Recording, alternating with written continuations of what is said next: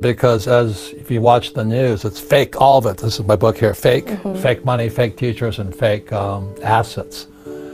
And right now, as I said, they're blaming Trump for this whole crash.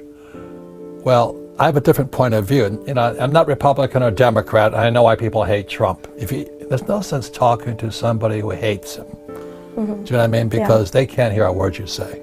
So if you hate him, keep hating him. You want to blame him for the crash? Keep blaming him. I think the only president I really liked was a guy named John Kennedy, and they shot him. So anyway, it's not a good profession to be in because you can't win. You have Bernie Sanders, and you have Biden, and you have Klobuchar, and Warren, and I don't know who else you got. But it's a zoo. And to blame Trump for the crash is ridiculous. Because in this book here is Rich Dad's Prophecy. I started writing this book in 1999. And in 1999, I said in 2016, the market would crash. But it didn't crash. And there's many reasons why it didn't crash. One reason was I didn't foresee quantitative easing. Yeah. I didn't think they would print that much money. I still can't believe it. I couldn't believe interest rates would go below zero. So that's why it didn't crash. But also in 2016, Trump got elected. So it was on course, on schedule to crash in 2016. But today we have a coronavirus scare, which is, I don't know if it's real or not real because I'm not a doctor. But it really was just a house of cards or a set of dominoes that was set to crash. Yeah. And so you look at the boards over here, they're bright red and all this. And if I was a millennial, I'd be concerned. Yeah. I'd be very, very concerned because the boomers like me, we had it so easy. Back when I graduated from school in 1969, there were high-paying jobs, stock market kept going up, real estate kept going up. It was fantastic. But you guys, when you look at that bright red board, I would be questioning, what am I going to do now? Yeah.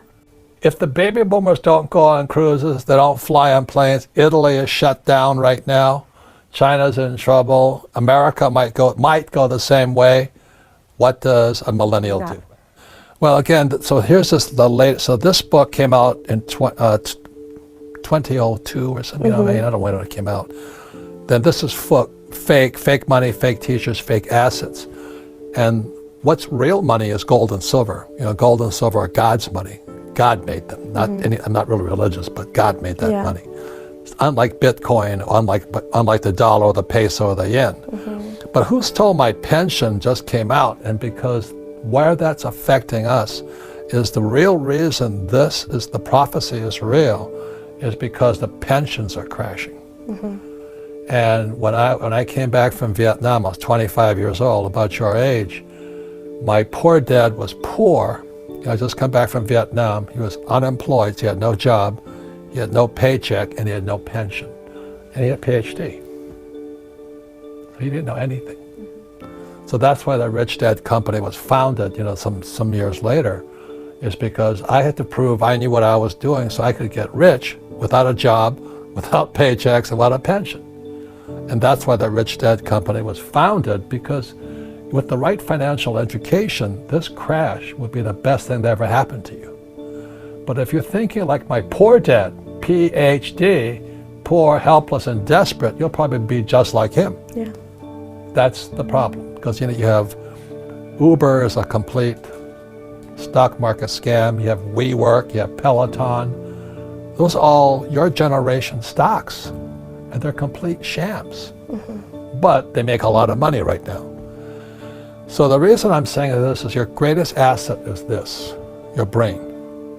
And that's why we created this board game here, Cash Flow. So if you take this game and you actually play it and study it with your friends and all that, you'll get smarter. So instead of getting crushed, you have a chance. There's no guarantee of it, because let's say there's 100 people watching today, 2 of you will do something. Okay, so going back again 25 years, 50 years now, when I graduated from school, when I was 25 years old, all of my friends wanted high-paying jobs. So I get out of the Marine Corps, and what many of my classmates did, they went to fly for United Airlines. So they made a lot of money. For them, it was a lot of money. It was about $400,000 a year. I didn't take that route. Instead, I went to work for Xerox to learn how to sell. Because if you're going to be an entrepreneur, you've got to sell. So when I say that to most people, they say, well, I don't want to sell. So you're not going to learn that way. Then I had to learn how to public speak. Then I learned to write books and all this. So I get richer and richer and richer as the economy goes down. So all of you listening right now, this is your greatest asset. So I created this board game here, and you have a chance. Because while your classmates are crashing and burning, you might go the other way. Because most of my classmates are broke right now. My friends who are captains for United Airlines, their pensions disappeared, I think, in 2009 or 10. They got wiped out. So we have the Rich Dad radio show right now, and we're having a multi-part series on pensions. Now, most of you guys say, well, I don't have to worry, I'm still young, right? So the biggest thing here is that what I say to young people is invest in this here, because that's all I did. So, ladies and gentlemen, Rich Dad was founded back in 1997, which is, I don't know how many years, 22 years now. But the reason is we believe in teaching people to fish. Our school system teaches you to give people fish. And there's 20% of the population, it's the 80-20 rule, it's called Pareto's Law. 80% versus 20%. So 80% of the people need to learn how to fish. 20% need to be given fish. The problem is what Bernie Sanders and Elizabeth Warren and all these socialists and communists are saying, they're good people. I agree with them. But the number of people who need to be given fish only increases. Yeah. So you can listen to the school teachers who say that we should take care of the poor. And we should, but not by giving them money. Another one of my heroes, this guy Jordan Peterson, the school teachers hate him. And he's a school teacher. he's a professor at Harvard and I think Toronto in Canada. He said something very, very profound the other day. He says, when these guys talk about what we stand for is taking care of the homeless and the poor, he says, that's not what they stand for. This guy, Jordan Peterson, is brilliant, man. He's at 3, he started reading a book a day, and the school teachers are attacking him and everything because he's a school teacher. So he says, it's not what that person stands for. It's not that Bernie Sanders stands for free medical education.